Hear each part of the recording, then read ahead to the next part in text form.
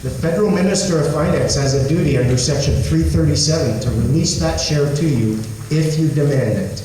He doesn't have to unless you do. It's there. I spoke with the Minister of Finance's office today, and I explained exactly who I was, what I wanted to do. And they did not dispute it, and then they said, okay, I'll connect you with someone, and boom, and they put me with the general answering machine for the Finance Department. But that'll be on YouTube too. Dudes, we're all worth millions. We're all worth millions. We've got all of this stock, all of the value that it's extracted from Canada. That's being administered by these people operating with the stock. It's just a corporation extracting the value from Canada, and you own it, but you're not holding it, and that's the big problem. And the moment you do, all of your concerns about, oh, well, I can't pay my mortgage, I'll pay it with my first dividend check. Plus, after that, the way I look at it, you can't just draw from it and say, mine, mine, mine, mine. Although there are, if you go to a lot of countries, they do this. Saudi Arabia, Dubai, every citizen there gets a big fat check. I think Dubai last year was about $250,000. Here you are, and that's their share from the extracted resources.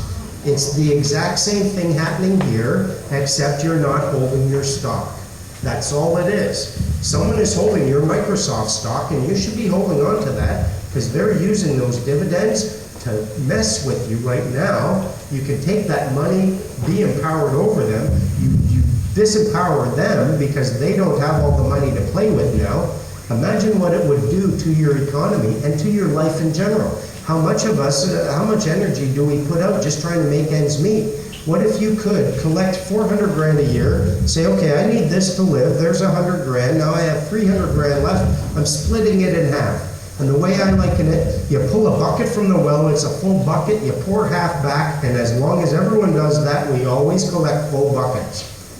But now you have, say, 100 grand, and this is your taxes that you're spending. And you get to decide, okay, you know what, I like libraries, I'm putting some money in libraries. I like the RCMP this year, I'll give you some money. Yeah, defense, and you pick and choose where your money goes. Imagine the level of accountability you could enjoy. The RCMP, they start tasering immigrants in the airports. Guess what, mister? Next year, you get nothing. This is our ability, our level of accountability, where it actually brings. If you, I don't know who believes in God, I'll tell you, my hat should be telling you what my beliefs are. We have a right to peace and abundance. When we seize life, liberty, the security of the person, you're going to enjoy a level of abundance and empowerment that is beyond anything you imagined when you walked through that door. You didn't know the stock existed, you didn't know you could demand it, and you had no idea what the value of it was, and yet you all smelt it. Who here wants to seize their stock?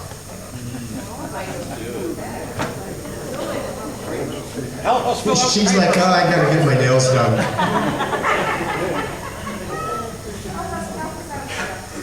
It's very easy to do. Using a notice of understanding and intent and a claim of right. And we've got these documents available. They're available online. We've got packages if you want to purchase them and help support us. But so you know, the information is freely available and you don't have to pay us for it. I want a nation full of free men. I want a nation full of stock-holding free men. And this Nazi tide that I see coming up from the south, I want to kick that right in the nuts.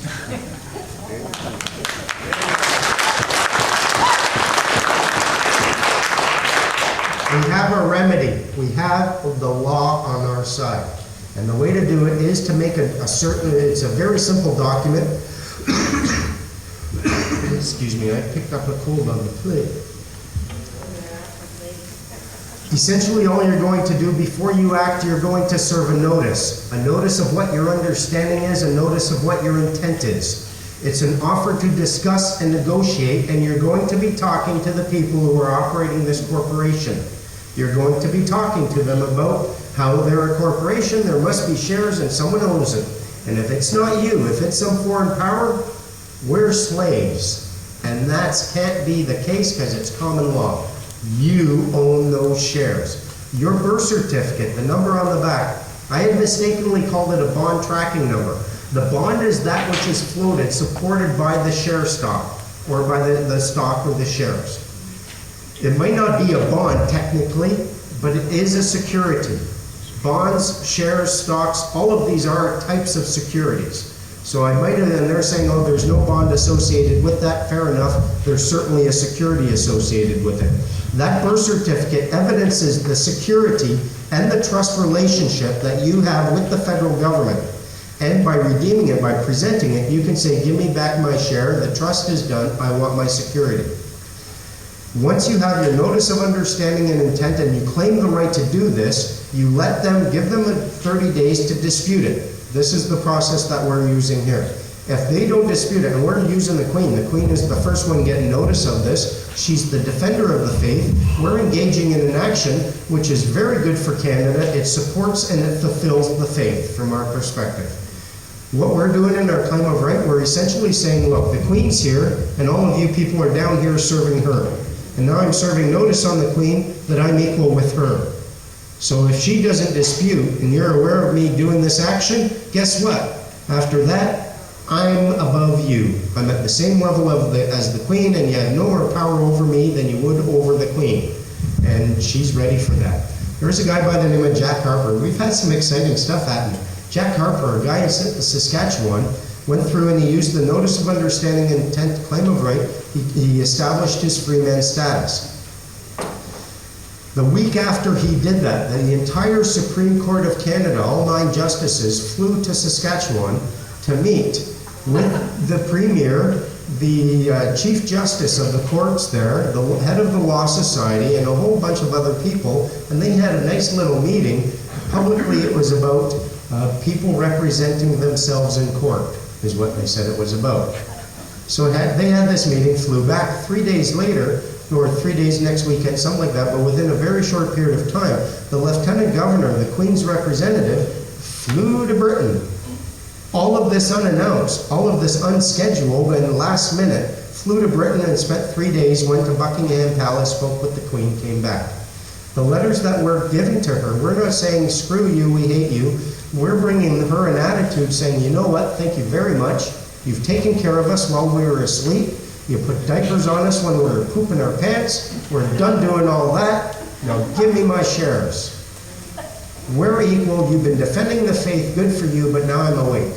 And now that I'm awake, guess what? This country is mine. And you better get your little agents in line, and you better tell them, don't mess with me. And they're responding. And Jackie Harper now, he's traveling all over the place. He's got a Freeman plate on there, no permit, no license. And oh yeah, really. And there's been a number of people who have done this. I've got emails from 6 or 7 people. One specifically, he's been at this for like 12 years. It's cost him 4 or 5 vehicles. He's gone to jail for 90 days. It cost him $16,000. He never gave up. He used the notice of understanding and intent and the claim of right, something that he had never done before, and by this, they now let him go. That is the key to the door.